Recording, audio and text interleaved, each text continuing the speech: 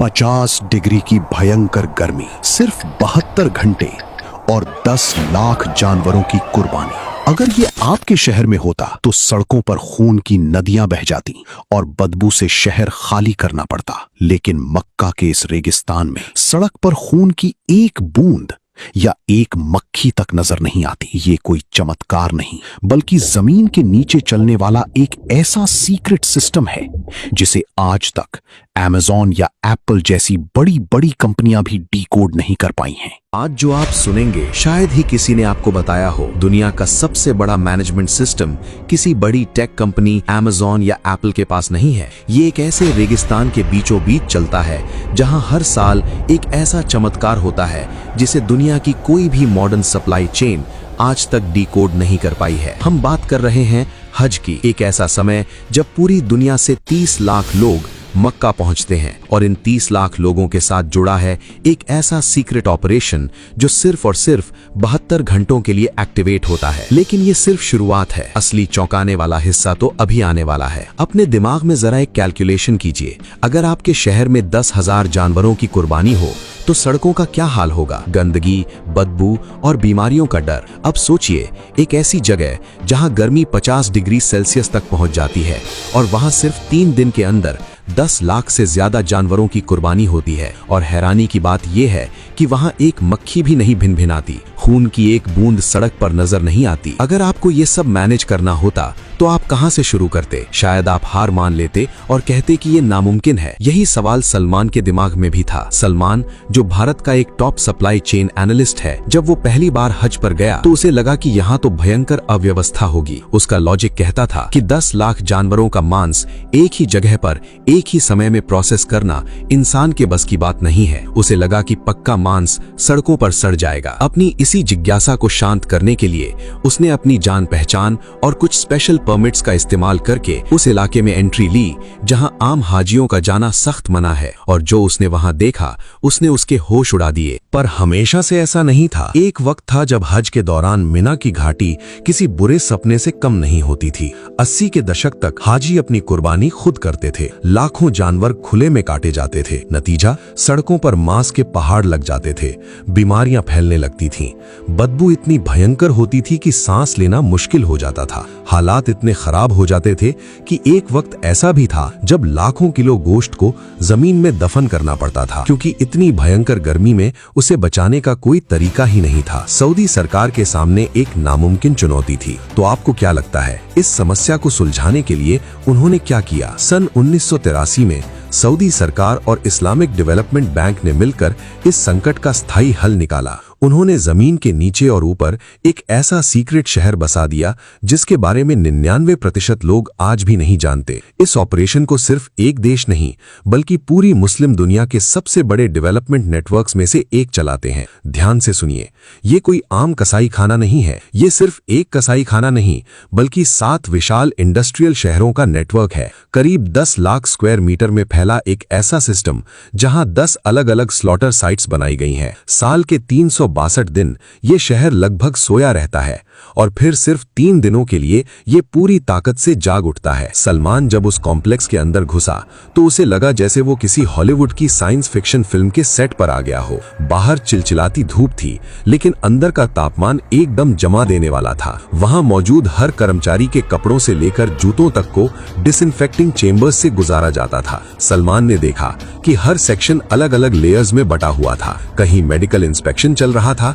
कहीं digital tagging और कहीं विशाल कन्वेयर बेल्ट्स बिना रुके हजारों जानवरों को आगे बढ़ा रही थीं। वहां इस्तेमाल होने वाली कई मशीनें सिर्फ हज के लिए बनाई गई स्पेशल कस्टम इंडस्ट्रियल टेक्नोलॉजी थीं। सलमान को ऐसा लग रहा था जैसे वो किसी स्लॉटर हाउस में नहीं बल्कि दुनिया की सबसे एडवांस्ड ऑटोमेटेड फैक्ट्री के अंदर खड़ा हो। इस ऑपरेशन को अंजाम देने के लिए पूरी दुनिया से 40,000 से ज्यादा ट्रेंड कसाई, वेटरनरी डॉक्टर्स और इंजीनियर्स को स्पेशल चार्टर्ड फ्लाइट से मक्का लाया जाता है। हर जानवर के कान में एक डिजिटल टैग लगाया जाता है जिससे उसका पूरा रिकॉर्ड सिस्टम में सेव हो जाता है। यहाँ सिर्फ हेल्थ नहीं बल्कि शरिया के हर नियम को भी मशीनों और विशेषज्ञों की मदद से वेरीफाई किया जाता है। जहां एक तरफ जानवरों की मेडिकल स्कैनिंग हो रही थी, वहीं दूसरी तरफ ऑटोमेटेड मशीनें हजारों पैकेट्स को सील कर रही थीं। हर स्लॉटर लाइन के ऊपर विशाल स्टील क्रैक्स लगे हुए थे जिन पर पूरा पूरा प्रोसेस बिना रुके आगे बढ़ता रहता था। अब इस सिस्टम की रफ्तार का अंदाजा आप इससे लगाइए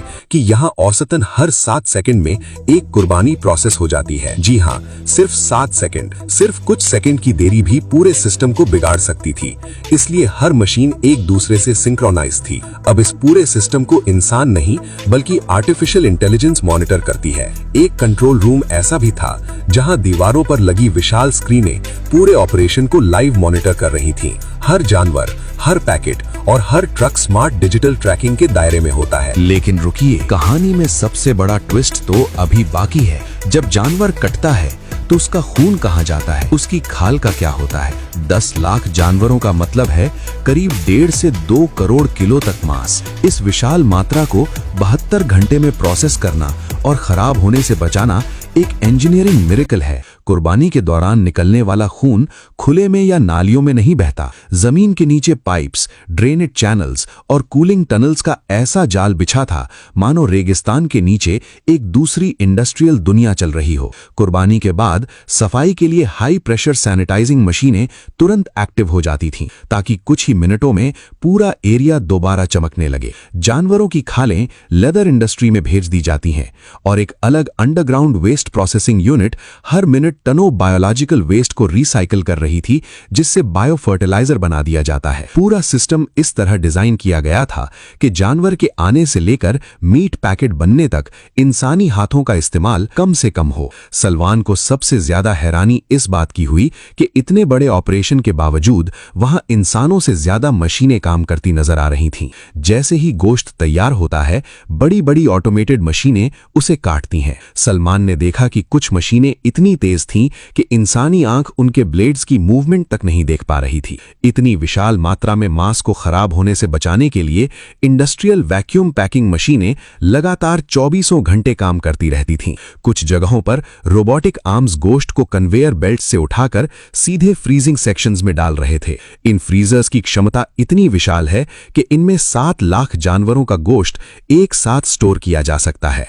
हजारों टन बर्फ और कूलिंग गैस पाइपलाइंस इस पूरे सिस्टम को लगातार ठंडा रखती थीं। एक सेक्शन ऐसा भी था जहां सिर्फ तापमान मॉनिटर करने वाली मशीनें लगी थीं, क्योंकि तापमान में हल्की सी गलती भी करोड़ों किलो गोश्त को खराब कर सकती थी।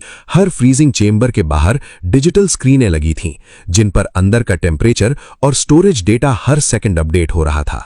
20 जायंट फ्रीजर्स के अंदर सिर्फ 15 से 20 मिनट में वो गोश्त -40 डिग्री पर जमकर पत्थर हो जाता है, ताकि उसमें कोई बैक्टीरिया पनप ना सके। एक पर्ची कटवाने से लेकर पैकेट बनने तक पूरा सिस्टम किसी स्विस घड़ी की तरह चलता है। आज के समय में हाजी को खून और गंदगी के बीच जाने की जरूरत ही नहीं है। वो डिजिटल कूपन खरीदता है, अपने तंबू में आराम से बैठा होता है और उसके नाम की कुर्बानी इस हाईटेक फैसिलिटी में हो जाती है। हाजी को पता भी नहीं चलता और कुछ मिनट बाद उसके मोबाइल पर एक मैसेज आता है, आपकी कुर्बानी मुकम्मल हो चुकी है। लेकिन अभी भी एक आखिरी सवाल बाकी है। क्या आपको याद है मैंने शुरू में कहा था कि असली चौंकाने वाला सच कुछ और है? लोग सोचते हैं कि ये सारा गोश्त सऊदी अरब के लोग खा जाते हैं या फिर इसे गड्ढों में दफना दिया जाता है, पर असलियत आपकी आंखों में आंसू ला देगी। जब वो लाखों किलो गोश्त फ्रीज होकर पैक हो जाता है तो उसे स्पेशल रेफ्रिजरेटेड ट्रकों में लाद कर जेद्दाह के पोर्ट पर ले जाया जाता है। वहां इंतजार कर रहे होते हैं विशाल काय समुद्री जहाज। मक्का में की गई कुर्बानी महीनों बाद फिलिस्तीन के किसी रेफ्यूजी कैंप में बैठे बच्चे की भूख मिटाती है। ये गोश्त सीरिया, सूडान, सोमालिया और यहां तक कि बांग्लादेश और अफ्रीकी देशों के गरीब गांवों तक भेजा जाता है। दुनिया भर के 27 से भी ज्यादा देशों में इसे डिस्ट्रीब्यूट किया जाता है। जो इंसान हज पर आया है उसे शायद कभी पता भी नहीं चलता कि उसके द्वारा दिए गए पैसे से हुई कुर्बानी 7 समंदर पार किसी ऐसे परिवार को जिंदा रखे हुए है जिसने महीनों से पेट भर खाना नहीं खाया।